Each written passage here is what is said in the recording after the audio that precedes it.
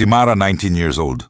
Kakalipat lang sa bagong bahay nila kasama ang nanay niya. Lumang bahay pero mura, kaya kinuha nila agad kahit medyo sketchy. Pagpasok pa lang nila ramdam na ni Mara na parang may malamig na hangin kahit ang init ng araw sa labas. Parang ang weird ng vibe dito. Anak, huwag ka mag-isip ng kung ano-ano. Magiging okay din tayo dito.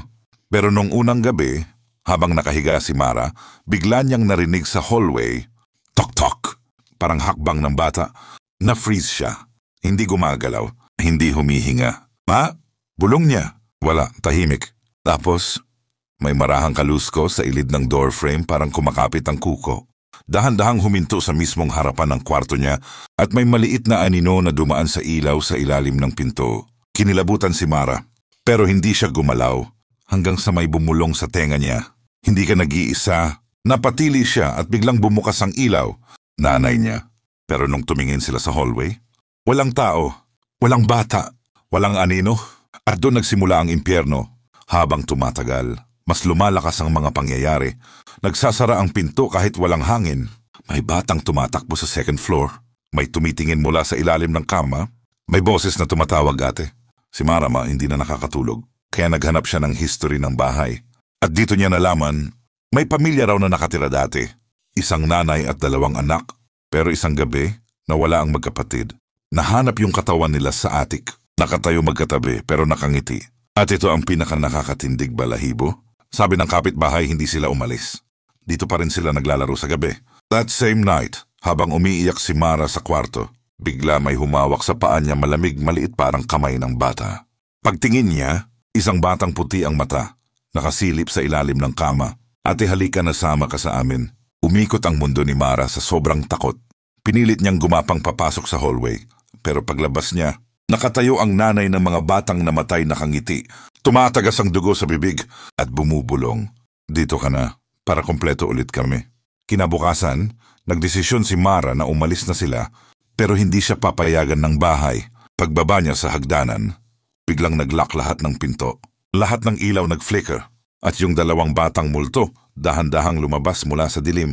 Sa likod nila, yung nanay nakatingin kay Mara na parang gutom. Umalis ka? Hindi pwede, pamilya ka na namin. Naglakad sila palapit. Yung isa gumagapang sa dingding.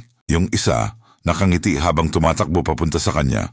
Biglang nagdasal si Mara. Malakas tuloy-tuloy. At sa aning pagkakataon nanginginig ang mga multo. Sumigaw yung nanay, galit na galit. Tama na!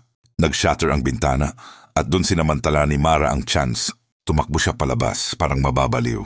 Paglabas niya ng bahay, naglaho ang mga tunog. Nawala ang hangin. Tahimik paglingon niya. Yung bahay parang normal lang. Parang walang nangyari. Pero bago siya tuluyang tumakbo, may nakita siyang bata sa bintana ng second floor kumakaway. Nakangiti. At ang labi niya gumagalaw. At babalik ka, diba? Sa bawat bahay na tahimik may kwento. May hindi nakikita. At minsan, hindi sila naghahanap ng puntahan. Naghahanap sila ng kapalit. Kaya sa susunod na lumipat ka ng bahay, tanungin mo muna, may nauna na bang hindi nakaalis? S.A. Boet, Gabby, eksaktong, TGM, may kumakatok sa pinto ni Alter. Hindi rin marahas, pero sapat para maramdaman niya na hindi siya nag-iisa. Alter, 22, bagong lipat sa lumang apartment. Tahimik malawala pero may kakaibang lamig, S.A. hallway. Unang gabi pa lang, tok-tok. 3 a.m. Kala niya kapitbahay, pero pagsilip niya sa pipihol, walang tao. Kinabukasan, nagtanong siya sa caretaker. Miss, may bata bang naglalaro dito sa gabi? Caretaker, hija, walang batang nakatira dito, lalo na sa floor mo. Althea tries to ignore it, pero every night, eksaktong pukul 3 a.m., kumakatok ulit. Tok, tok, tok, parang umiiyak, parang may gustong pumasa. Pangatlong gabi, kumatok. This time, may boses na, Miss, pagbuksan mo huko. Ang lamig, misek. Althea froze. Nanindik balahibo niya. Hindi ito boses enehebata. Hindi rin normal. Parang may sugat. Parang wala nang buhay. Humawak na lang siya sa doorknob.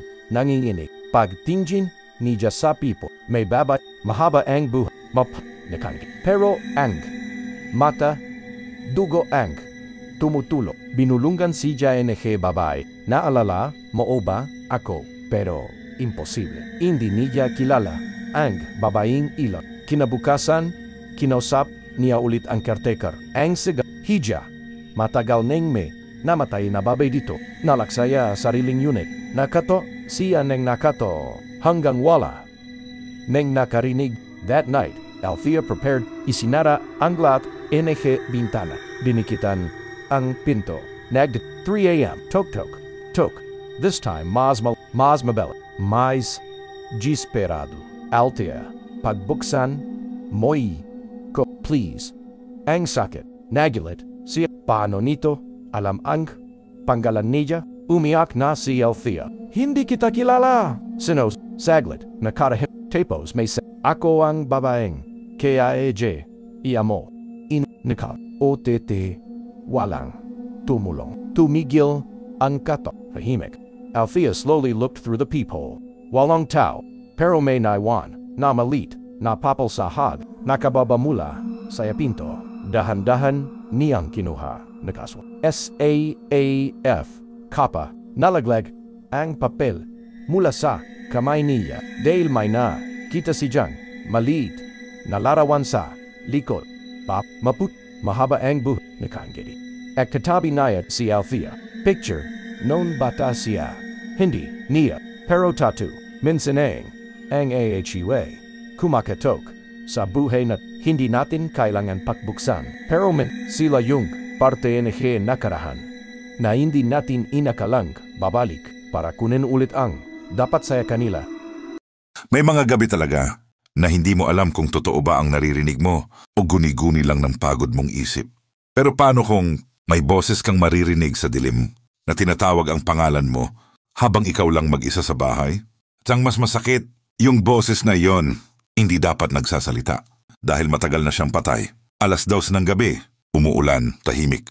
Ako lang mag-isa sa bahay. Tapos may narinig akong kalabog.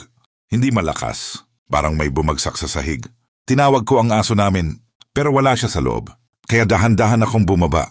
Nilampasan ko ang salam, tulog ang ilaw, tapos may nakita akong anino sa kusina. Akala ko nanonood lang ako ng horror. Pero iba pala kapag ikaw na ang bida. Pagbalik ko sa taas, bigla kong narinig, Leah. Nag-freeze ako kasi hindi iyon boses ng mama ko. Hindi iyon boses ng kapatid ko. Yun yung boses ni Tito Arman. Yung tanging taong tumawag sa akin ng Leah. Yung taong inilibing namin 3 buwan na ang nakalipas. At narinig ko ulit, Leah, nandito lang ako. Sa loob ng kwarto ko. Kinabukasan, kinausap ko si mama. Sabi niya, anak, may hindi nakuha tito mo bago siya namatay. Yung singsing. Yung binigay niya sa'yo nung debut mo. Doon ako nanginig. Kinuha ko yung singsing mula sa drawer. Lumamig ang hangin bigla. Tapos may bumulong. Malambing, hindi nakakatakot. Salamat, Leah. At doon ko lang na-realize, hindi lahat ng multo masama. Pero hindi rin sila ganap na umaalis hanggat hindi sila kumpleto. Minsan ang takot nanggagaling sa mga bagay na hindi natin naiintindihan. Pero ang mga kaluluwa, hindi lahat nangihila pababa. May mga bumabalik para humingi ng tawad, para magpasalamat, para magpaalam ng maayos. Kung may naririnig kang boses sa dilim, huwag ka munang tumakbo. Baka hindi ka niya nilalabas sa kwarto.